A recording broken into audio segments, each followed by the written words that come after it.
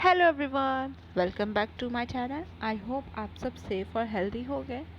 ये जो सीरीज़ हमने क्लास 6th की स्टार्ट की है, आज उसमें हम लोग अपना साइंस का नेक्स्ट चैप्टर स्टार्ट करने जा रहे हैं। चैप्टर बहुत इजी है एंड आपकी डेली लाइफ से रिलेटेड है, तो पढ़ने में तो बहुत मज़ा आने वाला है। सो बिना टाइम वेस्ट किए let's get started. Motion and measurement of distance. इस चैप्टर में देखो हम लोग बहुत सारी इंटरेस्टिंग चीज़ें पढ़ेंगे जो आपकी डेली लाइफ से रिलेटेड है। जैसे डिस्टेंस, डिस्टेंस पे ही डिपेंड करता है मोड ऑफ ट्रांसपोर्ट। जैसे आपको अगर अपने दोस्त के घर जाना है जो बहुत ही पास में रहता है, तो आप या तो पैदल चले जाओगे या तो साइकिल से चले जाओगे, ठीक है। वहीं अगर आपको अपने किसी रिलेटिव के घर जाना है जो दूसरी सिटी में रहते हैं, तो या आप बस का यूज़ करोगे या ट्रेन का यूज़ करोगे। डिपेंड करता है आपको कितना दूर जाना है, उसी के अकॉर्डिंग आप transport mode of transport use करते हो। आपको बस यूज़ करना है, ट्रेन यूज़ करना है, साइकिल यूज़ करना है, हवाई जहाज़ यूज़ करना है, कितनी डिस्टेंस ट्रैवल करनी है उस चीज़ पे डिपेंड करता है। फिर इसमें हम लोग एक दो टर्म्स पे देखेंगे, सर्कुलर मोशंस क्या होता है, रेक्टिलिनियर मोशंस क्या होता है, ये सब देखेंगे हम लोग। आपकी डेली लाइफ से रिलेटेड ही ये चैप्टर है और थोड़ा सा इंटरेस्टिंग है। There was a general discussion among the children in Paheli and Puju's class about the places they had visited during the summer vacation.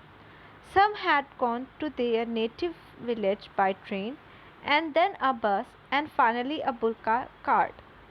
One student had travelled by an aeroplane, another spent many days of his holiday going to fishing trip in his uncle's boat. अब देखो यहाँ पे एक class है पहेली और बूझू की। इसमें बच्चे डिस्कशन कर रहे थे कि वो लोग जो समर वेकेशन बीता उसमें कहाँ कहाँ गए थे, कहाँ कहाँ घूमे, कैसे गए थे। कुछ लोग बस से गए थे, कुछ लोग बुलक कार्ट से गए थे, कुछ लोग ट्रेन से गए थे, कुछ एरोप्लेन से गए थे, किसी ने अपना हॉलीडेज फिशिंग ट्रिप पे सेलिब्रेट किया।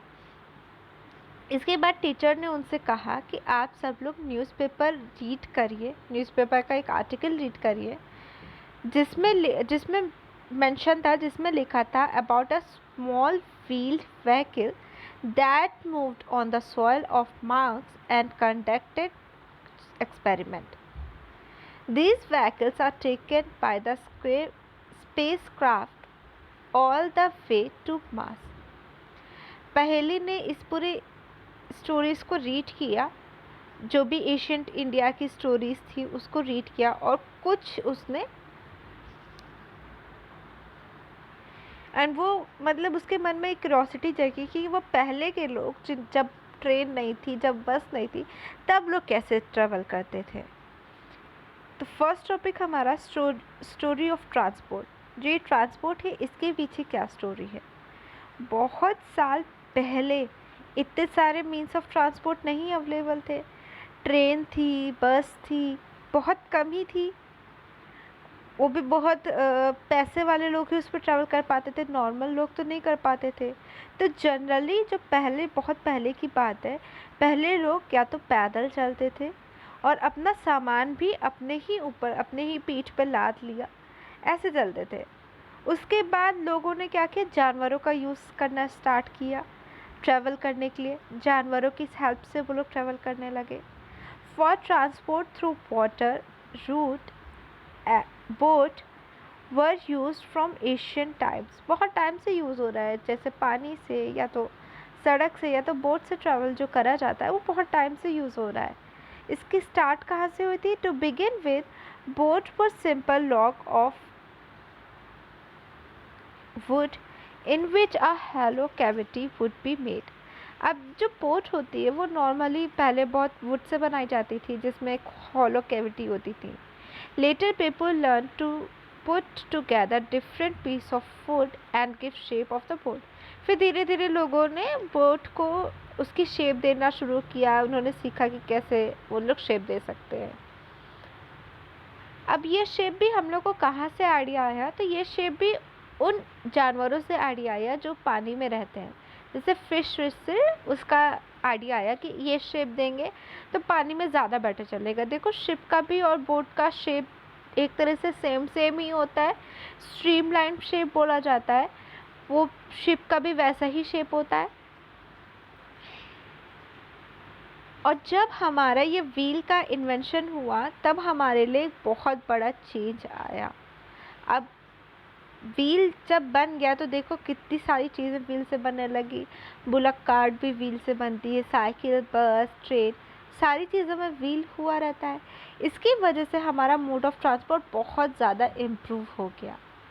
उसके बाद ही हम लोग ने एनिमल का यूज़ किया, जो वो कार्ट को पुल करते हैं, जो कार्ट पे व्हील्स लगे रहते हैं और फिर हम लोग आगे बढ़ते रहते हैं। वरना पहले तो एनिमल के ऊपर आप बैठो तब ट्रेवल कर सकते थे। Beginning of 19th century people still depend on animals. 19th century के स्टार्टिंग तक भी जो आदमी लोग थे वो एनिमल्स पे ही डिपेंड करते थे, बोट या शिप पे डिपेंड करते थे एक जगह से दूसरी जगह जाने के लिए। The invention of steam engine led to the development of new means of transport. Steam engine की वजह से भी बहुत बड़ा चेंज आया। इसकी वजह से एक नया ट्रेन आ गई चलने के लिए, इधर से उधर जाने के लिए। रेल रूट आ गया, रेल रोड आ गई, जो मतलब पहले कभी किसी ने सोचा भी नहीं था। और उसके बाद तो बहुत सारी चीज़ें आ गई, ऑटोमोबाइल्स आ गई जिसमें मोटर कार्स, ट्रक, बसेस ये सब आ गई। मोटराइज्ड बोट्स, शिप्स ये सब भी जनरेट हो गई। The earlier years of 1900 saw the development of aeroplane. Aeroplane का development हुआ। These were later improved to carry passenger and goods. उसके बाद ही ये मतलब पैसेंजर और गुड्स को भी इधर से उधर ले जाने लगे। फिर इलेक्ट्रिक ट्रेन आ गई, मोनोरेल्स आ गई, सुपरसोनिक एयरप्लेन्स आ गए, स्पेस क्राफ्ट आ गए, जो ये 20th सेंचुरी में हमारा ये नई चीज़ें आ गई। Figure 10.1 shows some of the different mode of transport. Place them in correct order from the earliest mode of transport to the most recent. Next topic हमारा how wide is this desk? ये जो desk है ये कितना चौड़ा है। अब देखो हम लोग जानते हैं कि डिस्टेंस पे डिपेंड करता है हम कौन सी मोड ऑफ ट्रांसपोर्ट को यूज़ करेंगे। जैसे कुछ बच्चे जो बहुत दूर रहते हैं वो बस से आते हैं स्कूल, जो बच्चे थोड़ा सा पास रहते हैं वो रिक्शे से आते हैं स्कूल। ऐसे ही डिपेंड कर जाता है कितनी डिस्टेंस है, उसी के अकॉर्डिंग हम मोड ऑफ ट्रांसपोर्ट को यूज़ करते हैं। It is often important to know how far a place is. कितना दूर है ये तो ज़रूरी है ना जानना। उसी के अकॉर्डिंग तो आप डिसाइड करोगे कि आपको वॉक करके जाना है, कि बस लेनी है, कि ट्रेन लेनी है, कि शिप लेनी है। उसी के अकॉर्डिंग अगर आपसे हम बोले कि आप यहाँ पे चले जाओ तो आपको अप्रॉक्स आइडिया तो होना चाहिए कि कितना दूर है ये जगह। Sometimes there are objects whose length and breadth we need to no.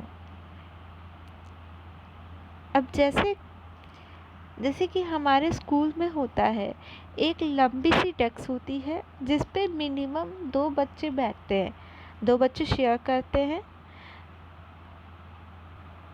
होता क्या है, एक बच्चा ज़्यादा पोर्शन ले लेता है, एक बच्चा कम पोर्शन ले लेता है। ऐसा कभी स्कूल में हुआ है? तो टीचर क्या सजेस्ट करती है, टीचर क्या सजेशन देती है? They decide to measure the length of the desk, make a mark exactly in the middle of it and draw a line to separate the two halves of the desk. पहले आप पूरा measure कर लो कि आपकी desk कितनी लंबी है, उसके बाद उसको हाफ लाइन में डिवाइड कर दो, बीच में एक हाफ लाइन बना दो, मार्क लगा दो, और फिर हमारी जो पूरी लंबी सी डेस्क होगी वो 2 इक्वल हाफ्स में डिसाइड हो जाएगी। अब ये जो पहेली एंड बूझू हैं ये बहुत अच्छे फ्रेंड्स हैं एंड इन लोग को गिल्ली डंडा खेलना बहुत पसंद है अपने दोस्तों के साथ। बूझू bought a set of गिल्ली and danda with him. Here is how they tried to measure the length of the desk using the danda and the गिल्ली। एंड इन्होंने गिल्ली डंडा को यूज़ करके ही अपने डेस्क को मेज़र कर लिया। The desk seems to have a length equal to 2 danda length and 2 length of the gillies। जो desk थी उसमें अप्रॉक्सली आपकी 2 डंडा और 2 गिल्ली यूज़ हो रही थी.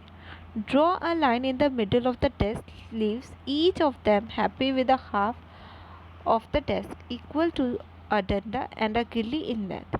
अब जब एक डेस्क में 2 डंडे और 2 गिल्ली यूज़ हो रहे हैं, तो अगर इनको हमको हाफ पार्ट में डिवाइड करना है तो हाफ पार्ट में एक डंडा और एक गिल्ली यूज़ होगी.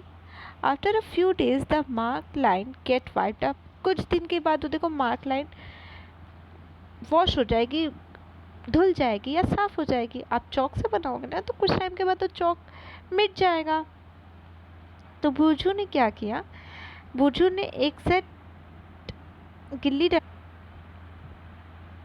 एक नया सेट गिल्ली डंडा का लाया और उसने फिर से डेस्क की लेंथ को मेज़र कर ली.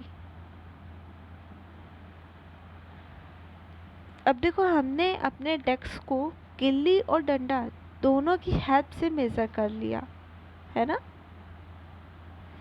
अब अगर हमारे पास 2 गिल्ली नहीं होती, सिर्फ एक गिल्ली होती, तो हमारा डेस्क क्या होता, हम 2 डंडा लगा देते और एक गिल्ली लगाते, उसके बाद एक छोटी सी लेंथ उसकी रह जाती मेज़र करने को.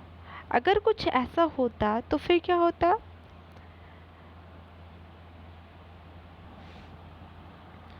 One thing they would do is to take a small length of string and mark 2 points on it. This is a string length. आपने 2 पतली पतली सी स्ट्रिंग्स ली, उस पर लेंथ मार्क कर लिए. They can measure the width of the desk in the length string. How can they use the string to measure distance less than the length of the string? अगर अब मान लो कोई ऐसी चीज़ है जिसकी लेंथ कम है और आपकी लेंथ स्ट्रिंग की लेंथ ज़्यादा है, तो फिर आप कैसे मेज़र करोगे. तो आप उसको फोल्ड करके कर सकते हो, हाफ, 1/4, 1/8 ऐसे भी यूज़ कर सकते हो. You would say that they should use the scale in their geometry box and solve their problems. Yes, of course. Buju has been reading about the ways people used to measure distance before such standard scales were made. अब हमारे पास तो एक बहुत अच्छा तरीका है किसी भी लेंथ को मेज़र करने के लिए. हमारे बॉक्स में स्केल होती है, बट इमेजिन करो स्केल आने से पहले, स्केल बनने से पहले लोग कैसे मेज़र करते होंगे. There were so many occasions when we come across a need to measure length and distance. बहुत सारी जगह हम लोग लेंथ को यूज़ करते हैं, मेज़र करते हैं, उसी के बाद हमारा काम चलता है. जैसे कि अगर हम लोग टेलर के पास जाए कपड़ा सिलवाने के लिए, तो वो पहले मेज़र करता है लेंथ को, जो भी हमें बनवाना है, कुर्ता या कुछ भी, उसका वो पहले लेंथ मेज़र करता है, उसके बाद सिलना शुरू करता है. अगर हमें कारपेंटर के पास गए कोई भी कपबोर्ड बनवाने या कोई भी चीज़ बनवाने, तो वो पहले उस चीज़ की नाप लेता है, तब बनाता है कितना बड़ा चाहिए, कितना लंबा चाहिए. इनफैक्ट जो फार्मर्स होते हैं उनको भी अपने एरिया की लेंथ और ब्रेथ मालूम होनी चाहिए, तभी तो वो बोएंगे अपने एरिया में. अगर उनको पता ही नहीं कि उनका लेंथ कितनी है, एरिया की कितना बड़ा है, कितना ब्रेथ है, तो कैसे बो देंगे. इन सारी चीज़ों के लिए हमें मेज़र करना पड़ता है. Suppose you are asked how tall you are. You want to tell the length of the straight line from the top of your head to the heel of your body, of your feet. अब अगर आपसे पूछा जाए आपका room कितना लंबा है, आपकी डेस्क कितनी चौड़ी है, दिल्ली से लखनऊ कितना दूर है, या मून और अर्थ के बीच में कितनी डिस्टेंस है, तो इन सब चीज़ों में एक चीज़ कॉमन है कि इन सब चीज़ में आपको लेंथ चाहिए, डिस्टेंस चाहिए दो चीज़ों के बीच की, है ना. यही चीज़ तो कॉमन है. द टू प्लेस में be close enough like the two part of the table, और they may be far apart like Jammu and Kanyakumari. तो इन सब चीज़ों के लिए हमें मेज़र करना पड़ेगा. तो अब नेक्स्ट टॉपिक है हमारा सब मेज़रमेंट्स. एक्टिविटी 1 ये कहती है ये एक्टिविटी आपको ग्रुप में करनी है. एक आपने ग्रुप बनाया each of you do this activity one by one, using your foot as a unit of length and measure the length and breadth of the classroom की लेंथ और ब्रेथ को मेज़र करिए अपने पैरों से। अपने पैरों को समझ लीजिए कोई चीज़ है जिससे आप मेज़र कर सकते हैं। Is it possible that while measuring this you may find some part remain to be measured as it is smaller than your foot? Use a string to measure the length of a part of your foot as you did before. अब इसी के according आपको ये table fill करनी है। Activity 2 कहती है जो आपका हैंड स्पैन है इसको यूज़ करके आपको अपनी टेबल की विड्थ को नोट करना है। टेबल कहो या डेस्क कहो, बात एक ही है। इन दोनों एक्टिविटी में जो आपने दोनों एक्टिविटी की, आपने एक जगह लेंथ और ब्रेथ को मेज़र किया क्लास की, एक जगह आपने टेबल की ब्रेथ को मेज़र किया। तो हमने ये नोटिस किया दोनों एक्टिविटी में कि हमें मेज़रमेंट करने के लिए किसी, अगर जैसे हमें अननोन क्वांटिटी है, हमारी डेस्क है, हमें इसकी लेंथ मेज़र करनी है, हमें नहीं पता इसकी लेंथ क्या है, तो हमें उसके लिए अपना हाथ को यूज़ करना पड़ा, मतलब कोई नोन क्वांटिटी को यूज़ करना पड़ा किसी अननोन क्वांटिटी को मेज़र करने के लिए। हमें यही पता चला। तो ये जो नोन क्वांटिटी हमारे लिए थी, जो हमने अपना हाथ या पैर यूज़ किया, इसी क्वांटिटी को बोलते हैं unit. The result of a measurement is expressed in 2 parts. 2 part में रिप्रेजेंट किया जाता है। एक पार्ट होता है हमारा number and the other part is the unit of the measurement, और दूसरा मेजरमेंट की यूनिट। जैसे कि अगर हम आपसे बोलें कि जो लेंथ है वो मान लो आपके 10 स्टेप्स में कवर हुई, 10 फुट लग गए, तो आप कैसे बोलोगे 10 length of the room is equals to 10 foot. जहाँ 10 तो एक नंबर हो गया और फुट क्या हो गई, यूनिट ऑफ द मेजरमेंट। आपने डेस्क को मेज़र किया, मान लो आपके 2 हैंड स्पैन में कवर हो गया वो, तो आप क्या बोलोगे, length of the desk is equals to 2 hand span. 2 तो एक नंबर और हैंड स्पैन एक unit of measurement. Now study all the measurement recorded in table 10.1 and 10.2. अच्छा, क्या ज़रूरी है कि जो मेज़रमेंट आपकी आई है वही आपके दोस्त की आए, या जैसे आपने हैंड स्पैन से मेज़र किया लेंथ, वही लेंथ दूसरे जब मेज़र करे तो वही आए? नहीं, ये बिल्कुल ज़रूरी नहीं है। किसी किसी का हैंड स्पैन हाथ छोटा होता है तो उसका हैंड स्पैन छोटा होगा, और किसी का हाथ बड़ा होता है तो उसका हैंड स्पैन बड़ा होगा। जैसे आप किसी अपने पापा मम्मी पेरेंट्स का देखिए तो उनका हाथ बड़े होते हैं तो उनका हैंड स्पैन भी बड़ा हो जाता है। तो सबकी साइज़ अलग अलग हो जाएंगी। इसीलिए सिर्फ इसी प्रॉब्लम को डील करने के लिए अगर हम आपसे कहें अच्छा 2 हैंड स्पैन की चॉकलेट मुझे ला करके दो, तो आप थोड़ा कंफ्यूज हो जाओगे कि 2 हैंड स्पैन, मेरा हाथ पता नहीं कितना छोटा है कितना बड़ा है। तो ये कन्फ्यूजन को दूर करने के लिए हमने एक स्टैंडर्ड यूनिट ऑफ मेजरमेंट की ज़रूरत हमें लगी, जो किसी पर्सन टू पर्सन चेंज ना हो। ये हमारी हैंड स्पैन है, ये जो फुट वाला था, ये पर्सन टू पर्सन चेंज हो रही है, किसी का बड़ा है किसी का छोटा है, तो हमें एक स्टैंडर्ड यूनिट चाहिए थी जो चेंज ना हो।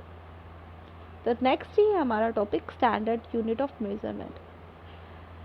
जब हम लोग पहले टाइम में, एशियन टाइम में, length of the foot and the width of the finger and the distance of the steps were commonly used as a different units of measurement.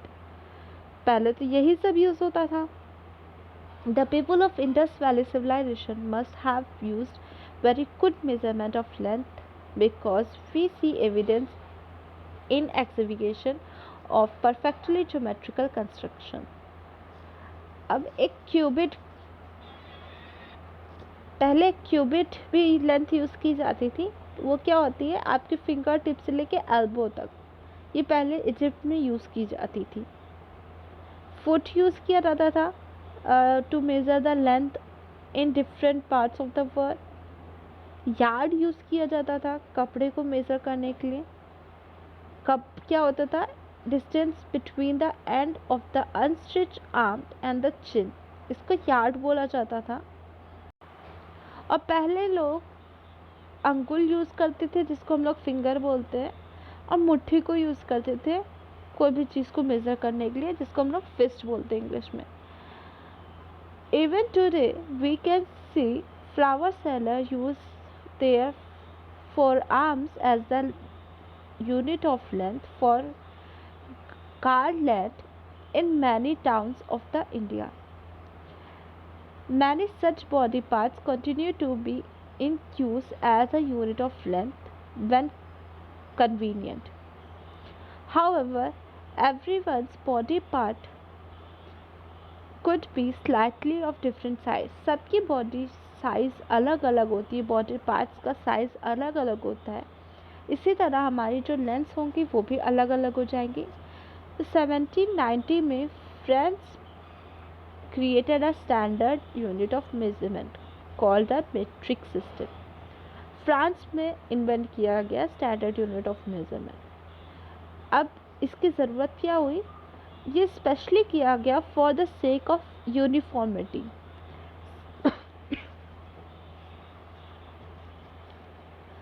Scientists all over the world have accepted a set of standard unit of measurement. The system of unit now used is known as the International System of Unit. इसको International System of Unit बोला गया। अब हम लोग international system use करते हैं क्योंकि सब तरफ ऑल ओवर वर्ल्ड इसी स्टैंडर्ड यूनिट्स को यूज़ किया जाता है। अगर हम आपसे बोलें कि 15 सेंटीमीटर की लेंथ हमें चाहिए इस चीज़ में, तो वो 15 सेंटीमीटर आपके लिए भी होगी, चाहे आप दिल्ली में बैठे हो, चाहे लंदन में बैठे हो, चाहे आप कहीं भी बैठो, चाइना में बैठो। 15 सेंटीमीटर मतलब 15 centimetre. Each metre is divided into 100 equal division called centimeter. Each centimeter has 10 equal division called milliliter. Thus, 1 meter is equal to 100 centimeter and 1 centimeter is equal to 10 mm millimeter. For measuring large distance, metre तो अब बड़ी सी distance आपको measure करनी है तो metre तो इतना convenient नहीं है, कितने आप मीटर यूज़ करोगे, तो उसके लिए हम लोग किलोमीटर यूज़ करते हैं, और 1 kilometre is equal to 1000 metre. इसी तरह हम अपनी सारी जो मेज़रमेंट की क्वांटिटीज़ हैं उनको सारी मेज़रमेंट की क्वांटिटीज़ को स्टैंडर्ड SI यूनिट्स में मेज़र करते हैं। Correct measurement of length. अब देखो, हमें कोई भी मेज़रमेंट करनी होती है तो हम लोग मेजरिंग लेंथ करनी होती है तो हम लोग एक मीटर स्केल का यूज़ करते हैं मेज़र करने के लिए।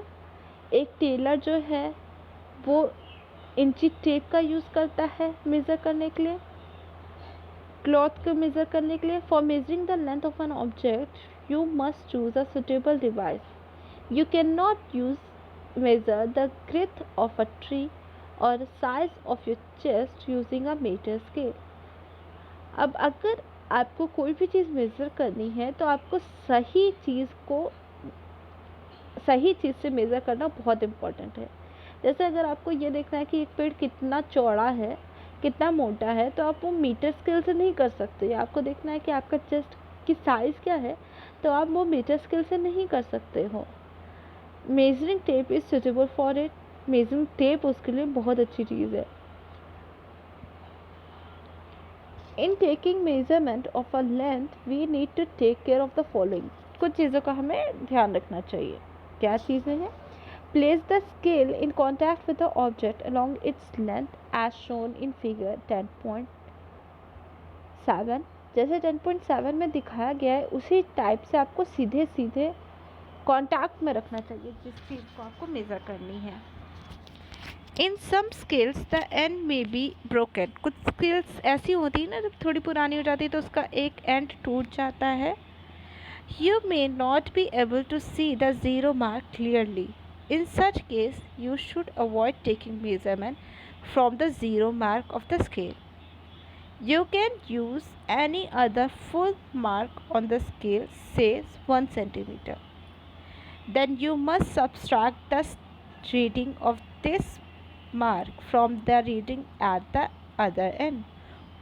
अब जैसे देखो 8 में हमें दिखाया गया है, उसमें जो स्केल है उसमें 0 अच्छे से नहीं दिख रहा है, तो उन्होंने 1 से मेज़रमेंट लेना स्टार्ट किया है और फाइनली उनका मेज़रमेंट आया 14.3। अब क्योंकि उन्होंने 1 से स्टार्ट किया था, 0 से नहीं किया था, और 14.3 आया है, तो उन्होंने दोनों को सब्ट्रैक्ट कर दिया, 14.3 माइनस 1 कर दिया है। करेक्ट पोजिशन अपनी आइज़ का रखना भी बहुत इम्पॉर्टेंट है। Your eye must be exactly in front of the point where the measurement is be taken. Position B is the correct position of the eye.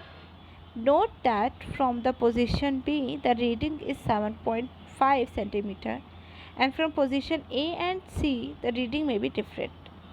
अब अगर आप सीधे से देखोगे तो आपको कुछ और रीडिंग दिख सकती है, एंड अगर थोड़ा सा इधर उधर मूव करोगे तो रीडिंग थोड़ी सी अलग हो सकती है, इसलिए सामने से ही देखना इम्पॉर्टेंट होता है। एक्टिविटी 3 हमारी कहती है कि आप अपने किसी क्लासमेट के हाइट को मेज़र करिए। एक बार अपने हैंड स्पैन से करिए, उसके बाद मीटर स्केल से करिए। मीटर स्केल से करने के लिए आपको क्या करना पड़ेगा, अपने फ्रेंड को ना एकदम दीवार से सटा करके खड़े कर दीजिए, जैसे उसका बैक और दीवार एक साइड रहे। फिर जहाँ उसका सर है वहाँ पे आप दीवार पे एक मार्क लगा दीजिए,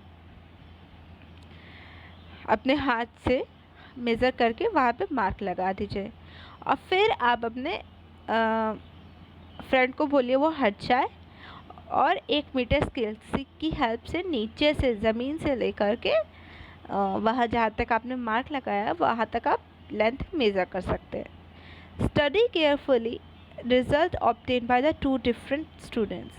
अब 2 डिफरेंट स्टूडेंट्स के साथ आप ये कर सकते हैं। The result in column 2 may be different from each other as the length of the hand span may be different for different students. अब अगर आप और आपका फ्रेंड दोनों यही काम कर रहे हैं किसी थर्ड फ्रेंड के साथ, तो दोनों की आपका हो सकता है 2 हैंड स्पैन में उसकी लेंथ आ जाए और आपके फ्रेंड को हो सकता है 3 हैंड स्पैन लग जाए, तो ये डिफरेंट कर सकता है। बट जब आप मीटर स्केल से करोगे मेज़र, तो जो आप मेज़र करोगे वही आपका फ्रेंड भी मेज़र करेगा, वही सेम रिज़ल्ट दोनों का होगा।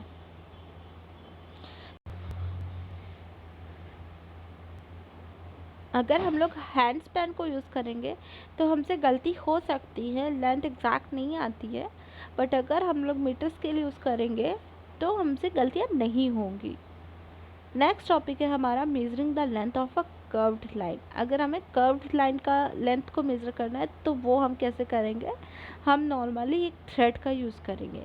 एक्टिविटी 4 देखिए हमारी कहती है use a thread to measure the length of the curved line A B को मेज़र करने के लिए आपने एक लेंथ ले लिया और एक थ्रेड ले लिया। Put a not on the thread near one of its end. Place this knot on a point A.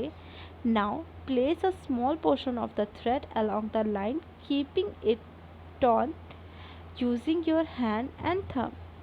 Hold the thread at this end point with one hand. Using the other hand, stretch a little more portion of the thread along the curved line. Go on repeating this process जब तक आप last and तक पहुंच नहीं जाते हैं। अब आपको थ्रेड पे उस कर्व्ड लाइन की लेंथ मिल चुकी है। अब आप अपना थ्रेड को एकदम सीधा करके मीटर स्केल से मेज़र कर सकते हैं, और जब आप मीटर स्केल से मेज़र करेंगे तो आपको उस थ्रेड की लेंथ मिल जाएगी। थ्रेड की लेंथ मिल गई यानी आपको कर्व्ड लाइन ए बी की लेंथ मिल जाएगी। We see that we need to a lot of care to ensure that we are measuring distance and length correctly, and we need some standard unit and device with which we measure this distance and can convey our result to others. Next है हमारा moving things around us. Activity 5 हमारी कहती है हमारे आसपास कितने सारे objects दिखते हैं, उनको आपको टेबल 10.4 में लिस्ट आउट करना है। अब इस थिंग्स में आपके पास कुछ चीज़ें कॉमन होंगी, जैसे school bags, mosquito, a table, people sitting on the chair और the people moving around. The list may also have a butterfly, dog, cow, your hand, a small baby, a fish in water, a house, a factory, a piece of stone. यही सारी चीज़ें होंगी, मतलब इनकी आपने पूरी list बना ली होगी।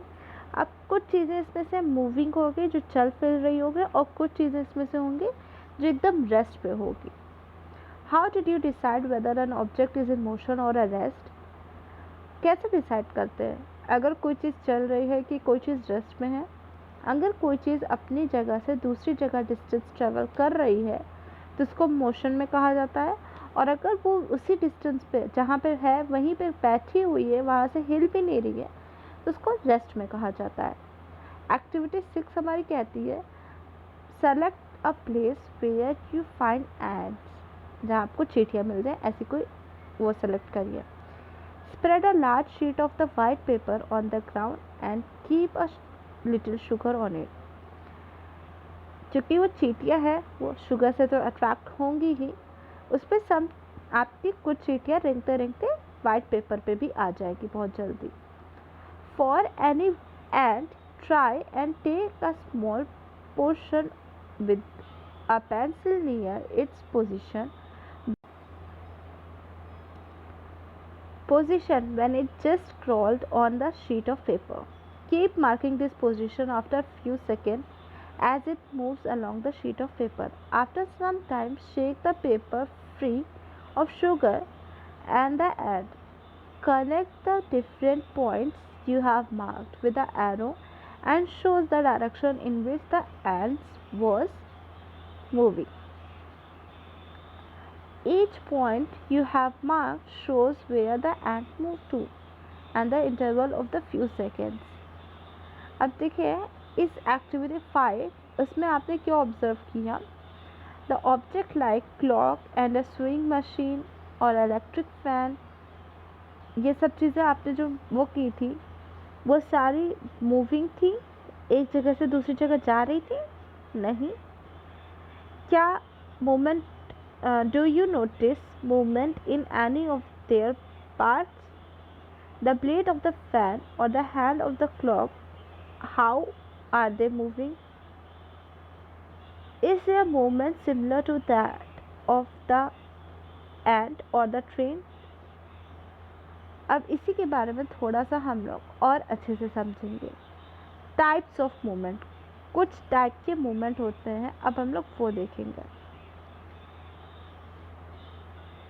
अब कभी आपने नोटिस किया जब कोई गाड़ी एक स्ट्रेट रोड पे चलती है तो वो कैसे चलती है, या मार्च पास्ट होता है शोल्जर्स का वो कैसे होता है? What kind of motion is that? Sprinters in 100-meter race are also move along a straight track. Sidhi Sidhi line में वो लोग चलते हैं। अब इसका क्या कुछ और एग्जाम्पल आपके सराउंडिंग्स में है? In all of these examples, we have seen that the objects move in straight lines. Sidhi line में, एकदम सीधी लाइन में चलते हैं, बिल्कुल मूव नहीं करते हैं। तो इस मोशंस को क्या बोला जाता है? Rectilinear motion. एक्टिविटी 7, अब एक take a stone, tie a thread to it and wrinkle it with your hand. उसको एकदम गोल गोल गोल गोल घुमा दीजिए। ये स्टोन भी एक मोशन कवर करेगा। स्टोन एक सर्कुलर पाथ कवर कर रहा होगा, है ना, ऐसे गोल गोल तो घूम रहा होगा चारों तरफ। In this motion the distance of the stone from your hand remain the same. अब आप अपने हाथ को इधर से उधर तो नहीं कर रहे हो, एकदम सीधे ही हाथ है आपका, तो आपका हाथ और स्टोन की डिस्टेंस के बीच की डिस्टेंस जो होगी वो एकदम सेम होगी। इस मोशन को क्या बोला जाता है? Circular motion.